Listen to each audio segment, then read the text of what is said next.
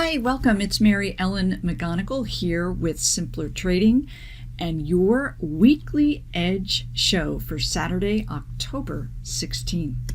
Today, I'm going to be taking a look at the current markets. We had some great bullish action last week that I want to share with you. And then also, we're going to take a look at some of the underlying news and more impactful events that took place that really helped drive the momentum last week. And then last up is going to be viewer question of the week, and it's a very current topic. You're going to want to stick around for that as well. Let's get started and take a look at the first item that really helped propel stocks higher this week. The broader markets ended 1.8%, NASDAQ up 2.2% on the week, but it was all about strong earnings reports that helped drive investor sentiment to a more positive place. We did have J.B. Hunt come out with very strong numbers, push the stock up 9% and out of a base. Alcoa Aluminum Company, their stock was up over 15%. They also increased their dividend in addition to a strong quarterly report. And then a number of financial stocks reported last week with Goldman Sachs, BlackRock, and Charles Schwab leading the group higher. Other news last week that helped drive bullish sentiment is we did see a nice jump in retail sales numbers for September. This was on top of a nice 1% uptick in retail sales in August. So consumers are back, helping the economy expand. And then we also received positive news as it relates to weekly unemployment claims. They did fall 11% from the prior week. More importantly, they fell to a level that takes us back to March, which was really the very beginning stages of the pandemic. From here, let's go ahead and take a look at the current markets.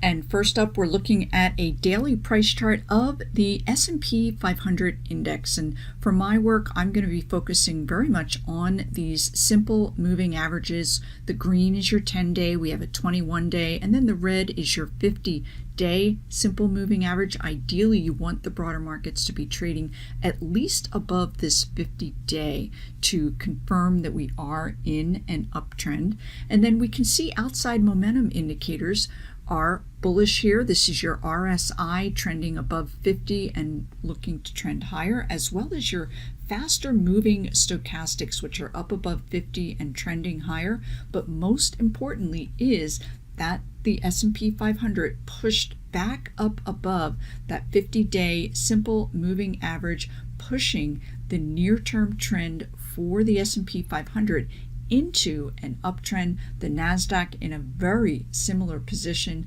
very constructive, quite positive for the markets. So from here, we're going to take a look at the underlying sectors within the S&P 500. And these 11 sectors here are shown in a daily 2-month view.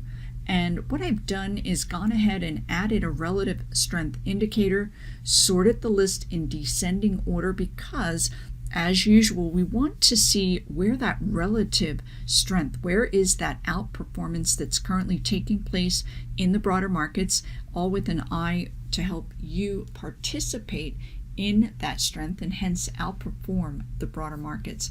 First up, for those of you that have been watching the show weekly, you'll know that energy has been in the forefront for several weeks now. It's all about oil prices and supply-demand issues, but energy hitting a new high and remaining in a confirmed uptrend. And for those of you that haven't, my MEM Edge report, if you haven't trialed it, we have a number of winning stocks that still have much further upside potential at this point in time, and you can take a trial and be provided with the list of those names immediately.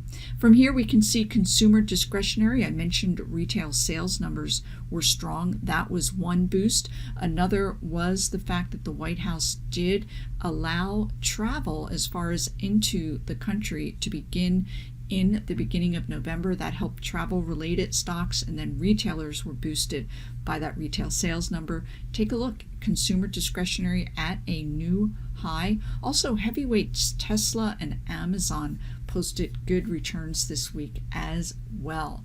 And as we move on, I did want to point out from here that basic materials, financials, and industrials are the next three industry groups that are relatively outperforming the S&P 500, which is positioned here. And this is all about a move last week into cyclical stocks. Now, financials have been on the move. This is another area my report has been favoring.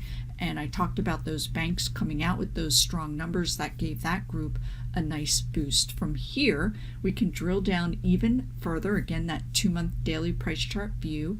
And I tend to focus on growth. So I do have the software stock index here and also semiconductors. And then in addition, here is a look at Brent crude oil pricing up here at $84. Again, I talked about those dynamics as it related to supply demand, and that is in turn driving energy stocks. Here's a look at regional banks, KRE. Again, a nice boost here. We talked about those bank stocks helping with those strong earnings.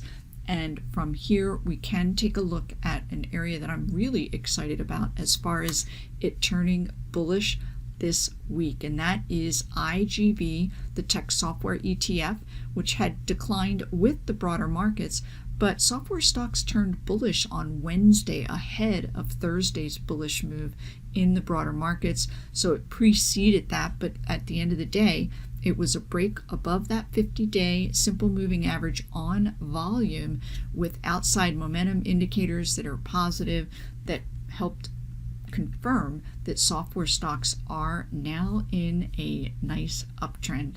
So from here, we can go ahead and answer a viewer's question, and it was all about cryptocurrency. For those that are not inclined to pay $57,000 for a Bitcoin, there are other ways that you can participate in the recent rally that has been taking place in cryptocurrency. So first up, I'm going to share with you Coinbase, COIN, and this particular company is the largest cryptocurrency exchange. They actually offer over 50 different cryptocurrencies. Of course, we're familiar with Ethereum and Bitcoin are the most popular, but they have a lot of other choices. What I wanted to point out to you is the fact that Coinbase broke out of a very nice 6-week base, and we can see that it did so on nice volume here. It's not that easy to see, but it is above average volume. Your MACD turned positive while trending upward, and likewise with that RSI momentum up above 50 and trending higher. That is one stock that I did want to share based on that question. And then another name that we can look at is a Canadian cryptocurrency platform and exchange, and that is Hut8 Mining. HUT is the ticker symbol, and this is another base breakout on big volume. That's a lot of my work. When you're looking at stocks that are poised to outperform, your biggest winning stocks historically are those that break out of a base on volume, particularly as it relates to news. And in news this week, Cathie Woods did apply for the ability to have a Bitcoin futures fund. And if this ETF is approved by the SEC, there's anticipation that there will be other ETFs, which in turn will help propel these Bitcoin trading related stocks. Last up, a name that we can look at is not a Bitcoin direct play, but it is a software company where the CEO is very and has been bullish on Bitcoin. They own quite a bit in the way of Bitcoin, and we can see that this is MSTR, MicroStrategy, is poised to break out of this multi-month base here. This huge advance at the end of last year was all about the increase in Bitcoin. So I'm going to leave it at that. I hope everyone has a great rest of your weekend, and I will see you next Friday. Hey, Mary Ellen here with Simpler Trading. Thanks for watching the video. If you liked what you saw, go ahead and hit that like button and leave comments below. And if you'd like to be notified to future videos, you can hit that bell icon and subscribe. Don't leave without subscribing to my MEM Edge bi-weekly report. I do have a special trial offer.